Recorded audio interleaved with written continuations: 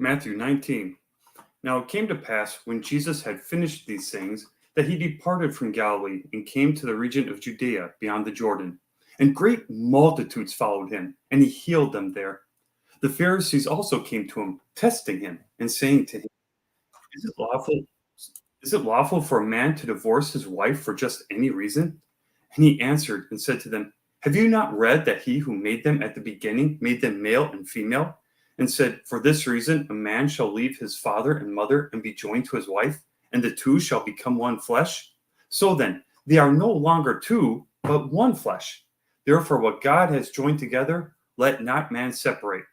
They said to him, Why then did Moses command to give a certificate of divorce and to put her away?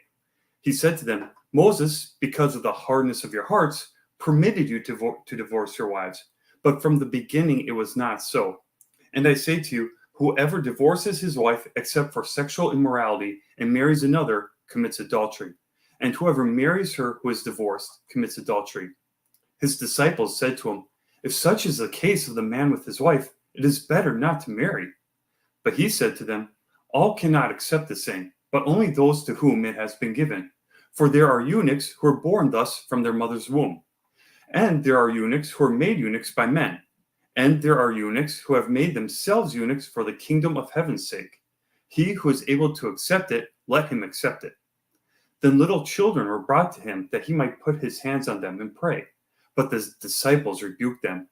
But Jesus said, Let the little children come to me, and do not forbid them, for of such is the kingdom of heaven. And he laid his hands on them and departed from there. Now behold, one came and said to him, Good teacher, what good thing shall I do that I may have eternal life? So he said to him, Why do you call me good? No one is good but one, that is God. But if you want to enter into life, keep the commandments. He said to him, Which ones? Jesus said, You shall not murder, you shall not commit adultery, you shall not steal, you shall not bear false witness, honor your father and your mother, and you shall love your neighbor as yourself. The young man said to him, All these things I have kept from my youth. What do I still lack?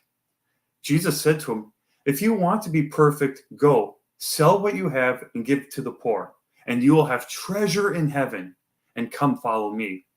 But when the young man heard that saying, he went away sorrowful, for he had great possessions. Then Jesus said to his disciples, Assuredly I say to you that it is hard for a rich man to enter the kingdom of heaven.